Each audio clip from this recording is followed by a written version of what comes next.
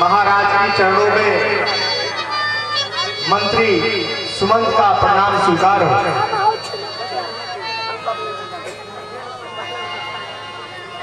महाराज आपकी आदेश हो तो सभा की कार्रवाई शुरू की जाए।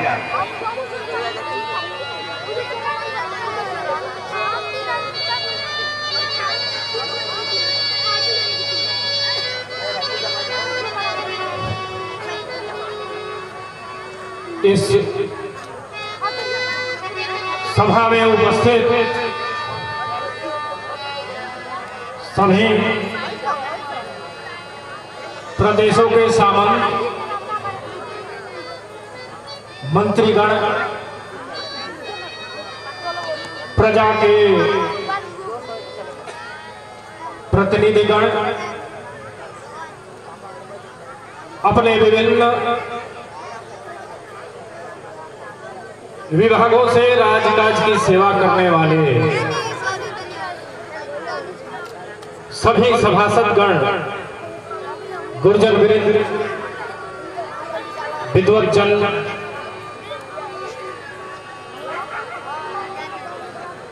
जितने भी शिक्षाविद हैं, न्यायविद हैं, विधिविद हैं, आप सभी इस अवध के एक एक क्षेत्र का बड़े ही अच्छे तरह से इसके विकास के कार्यों में आप तन मन से लगे हैं। इसके लिए इस राज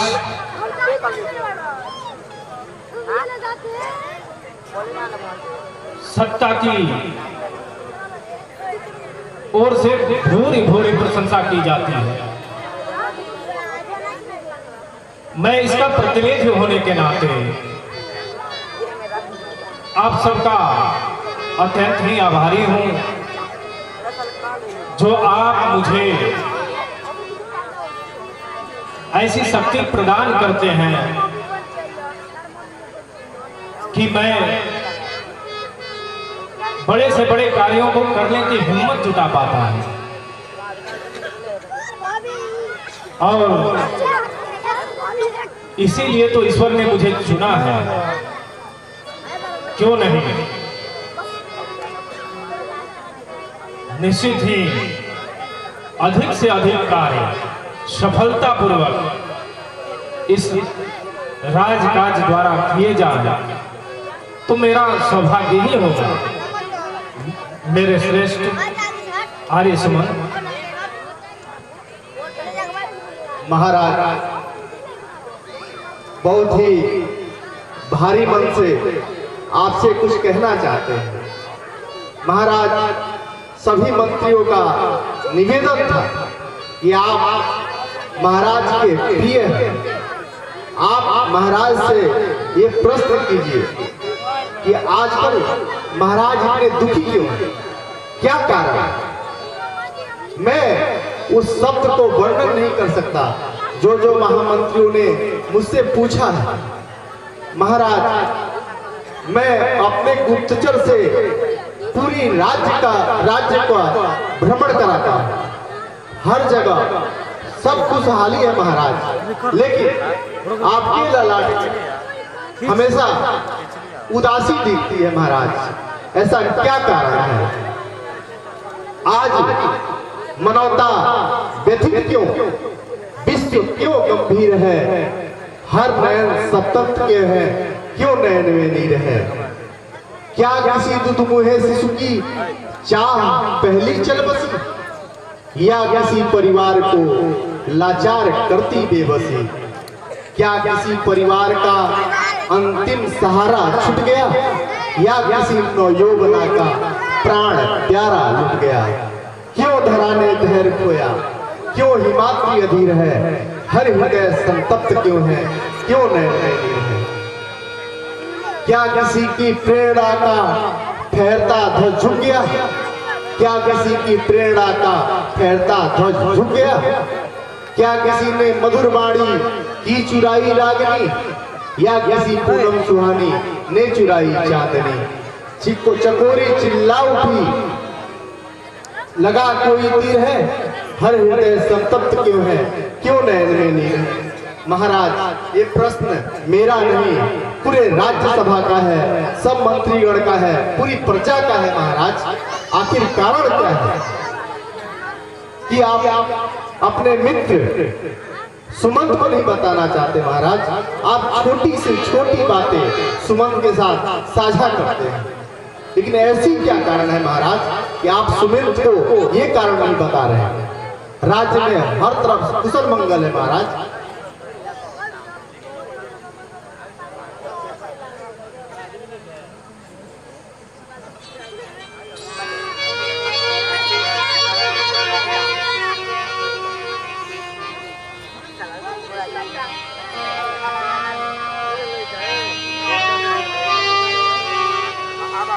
अरे सुमंत, आप मेरे केवल मंत्री ही नहीं, बल्कि मेरे बाल सखा भी हैं।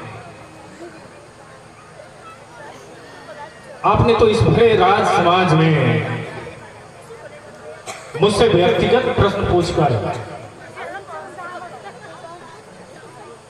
ये क्या पूछ दिया आपने?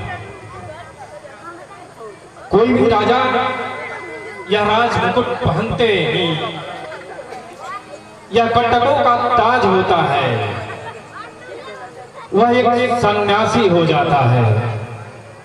उसका न अपना कोई सुख होता है न दुख होता है, उसे तो बस अपना देश ही सब कुछ होता है। हे मित्र, राजा का तो अपना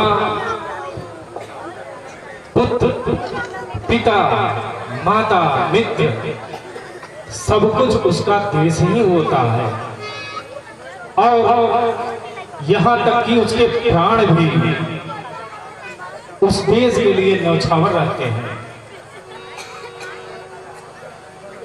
वह जनता से कर लेता है, वह तभी ले पाता है जब वह इस बात की क्षमता रखता हो कि जब उसे चुकाने की बारी आए तो अपना प्राण देकर भी उसे चुका सके। हे मित्र, आपने जो मुझसे प्रश्न किया, मैं तो बस एक सेवक मात्र हूं। भगवान नारायण की कृपा है और इस रघुवंश के पूर्वजों की जो कीर्ति है उसको बस एक कदम आगे बढ़ाने का कार्य मुझसे हो पाए। एक एक जन समुदाय के पास उन सुविधाओं और व्यवस्थाओं को पहुंचा सकूं, यह सेवा मैं कर सकूं, बस इससे बढ़कर मेरे लिए कोई कार्य नहीं है। भला इसमें मुझे सुखी और दुखी होने का प्रश्न ही कहां, और किसी सेवक के लिए उसे सुख दुख मायने नहीं रखते। परंतु मित्र, जो इस महान इक्ष्वाकु वंश की परंपरा रही है उसमें बहुत सारे अनुभव एक साथ मिलकर इस राज्य को यहाँ तक पहुँचाने में मदद करते हैं। हमने जो अपने पूर्वजों, गुरुजनों और मित्रों से सीखा है, निश्चित तौर पर आने वाले राजा को मेरे बाद इस रघुवंश के उत्तराधिकारी को जानना आवश्यक है।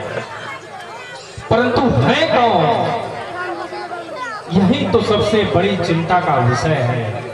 मैं नजरें दौड़ाता हूँ, आप भी हमारी सह उम्र के हैं। कौन संभालेगा इस राज सिंहासन को? हमारा राज्य तो ऐसा है कि यहाँ सिंह और हिरण एक ही घाट पर पानी पीते हैं। हमारी जनता तो गाय है, गाय। उनकी जितनी सेवा की जाए कम है, पर करेगा कौन? क्या यह रघुवंश हमारे बाद समाप्त हो जाएगा? क्या विधाता ने लिख रखा है? आप एक निश्चित ही चतुर मंत्री हैं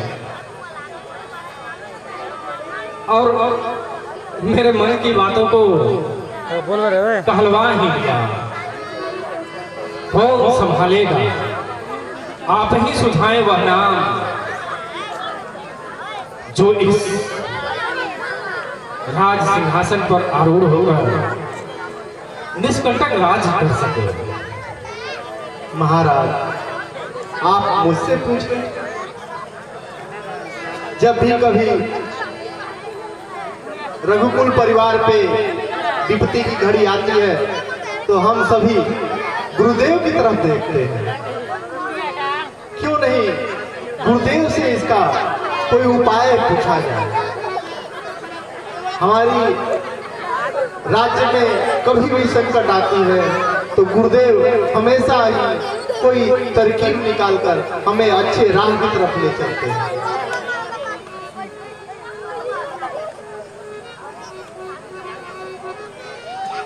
हाँ निश्चित ही जब